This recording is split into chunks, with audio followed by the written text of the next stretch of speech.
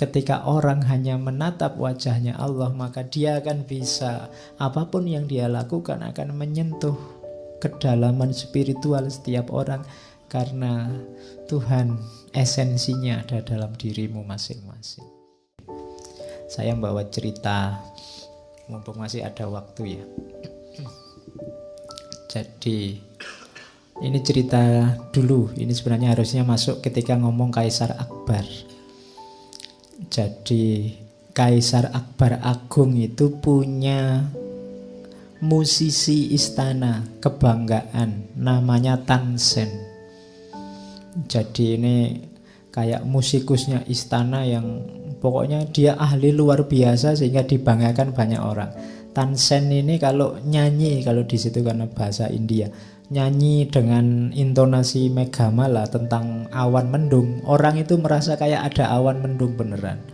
Kalau nyanyi tentang angin, tentang hujan, merasanya kayak dinginnya kayak hujan. Nyanyi tentang Nagaswara, tentang ular, itu rasanya kayak banyak ular di sekelilingnya. Itu saking pinternya Tan Sen. Jadi orang kagum semua sama Tan Sen, dibanggakan semua orang. Tapi satu ketika Kaisar ini mendengar musik, ahli musik tidak terlalu terkenal, tapi sufi namanya Haridasa. Ini dia pengembara. Padahal musiknya nadanya biasa-biasa, tapi setiap yang mendengar tersentuh. Kaisar tanya sama Tan Sen, musikus kebanggaannya ini, kenapa ya lagunya Haridasa itu kok lebih menarik, jauh lebih menarik dari semua lagu yang kamu nyanyikan? Padahal nadanya biasa, isinya biasa. Tan Sen jawabnya jujur. Paduka, hamba bernyanyi memandang Paduka untuk melihat tanda-tanda penghargaan dari Paduka. Harapan hamba memperoleh beberapa permata atau beberapa hektar sawah. Aku nyanyinya butuh penghargaan, bahkan ingin gaji, ingin bayaran. Jadi semua yang saya lakukan tadi show biar dapat balasan. Cuma kalau Haridasa, sedangkan Haridasa dia tidak menatap siapapun, yang dia tatap hanya Tuhan. Tanpa kekas, tanpa serakah akan materi atau ambisi duniawi. Ketika orang hanya menatap wajahnya Allah, maka dia akan bisa, apapun yang dia lakukan akan menyentuh kedalaman spiritual setiap orang. Karena Tuhan esensinya ada dalam dirimu masing-masing. Kalau hanya menyentuh itu kan bisa kulit, bisa lebih dalam lagi hatimu, bisa lebih dalam lagi sirmu, wilayah rohani yang paling dalam. Ruhnya Allah, wa nafakha fihi min ruhi. Jadi orang yang menatap itu hanya fokus ke situ, maka dia menyentuh bagian yang paling dalam itu. Rasanya memang lebih menyentuh.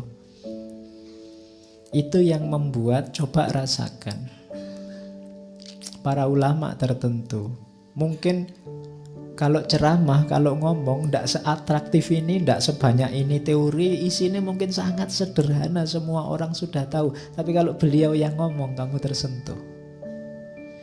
Itu kenapa? Karena mereka sedang menatap Allah. Mereka tidak mikir imbalan duniawi, mereka tidak mikir kepentingan egonya sendiri. Mereka tidak sedang pamer, tidak sedang show. Itu yang membuat banyak orang tersentuh. Padahal yang ngomong kayak gitu loh banyak sebelumnya, lebih canggih, referensinya lebih luar biasa. Tapi kalau beliau yang ngomong, padahal sangat sederhana tapi lebih menyentuh. Nah itu nilai dari cinta ilahiyah tadi. Masih ada waktu terakhir, tak kasih ceritanya penyair terkenal namanya Hafid.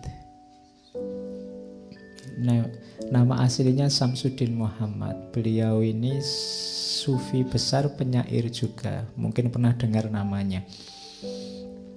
Ini tentang cinta ilahiyah. Jadi Hafid ini satu ketika, Hafid ini pada saat umur 21 tahun, dia belum sufi. Dia ini cuma pembantu di toko roti. Nah satu ketika oleh juragannya, Hafid ini disuruh ngantar roti ke rumah seorang bangsawan. Nah Di rumah itu dia ketemu dengan putrinya bangsawan yang cantiknya luar biasa.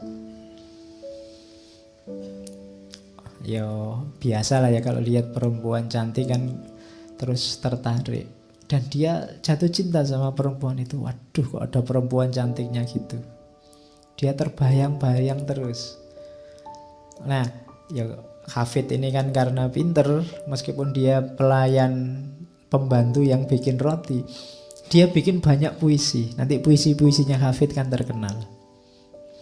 Puisi-puisi cinta. Dan orang suka dengan puisi-puisinya Hafid nanti. Sehingga dia nanti dijuluki pujangga, dijuluki penyair. Meskipun nama aslinya Samsudin Muhammad. Nah, ya meskipun cintanya ini agak susah nyambung. Wong dia cuma pembantu toko roti, sementara yang ditaksir anaknya bangsawan yang cantik. Ceritanya Hafid ini hitam, pendek, jelek.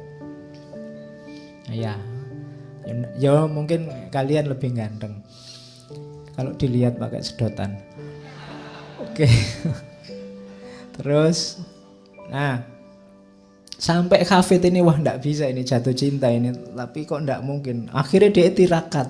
Saya ndak tahu ada gak di sini yang pernah tirakatan ya. 40 hari 40 malam tirakatan dia. Ya mungkin dibaca wirid apa gitu. Di surat Yusuf tadi kan banyak ayat-ayat yang biasanya dipakai tirakatan untuk menjatuhkan hatinya perempuan. Oke, ya nanti boleh tanya kalau ada yang butuh. Nah, Hafid ini tirakat 40 hari 40 malam karena dia yakin kalau sudah tirakat ini mesti dikabulkan. Dan benar. Di malam ke-40 malaikat datang ke hadapan Hafid. Malaikat ini siap, kamu ingin apa saja aku kabulkan. Termasuk kalau hanya sekedar membuat perempuan itu jatuh cinta padamu. Tapi Hafid ini terpesona oleh kehadiran malaikat ini. Betapa indahnya malaikat ini.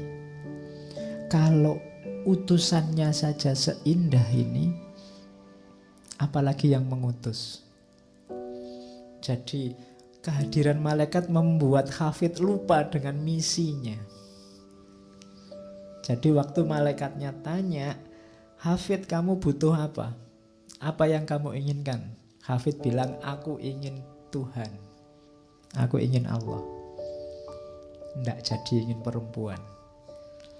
Akhirnya oleh malaikat, ya Jibril saat itu yang datang, Hafid ditunjukkan datanglah ke guru sufi di Siraj, namanya Muhammad At-Tor.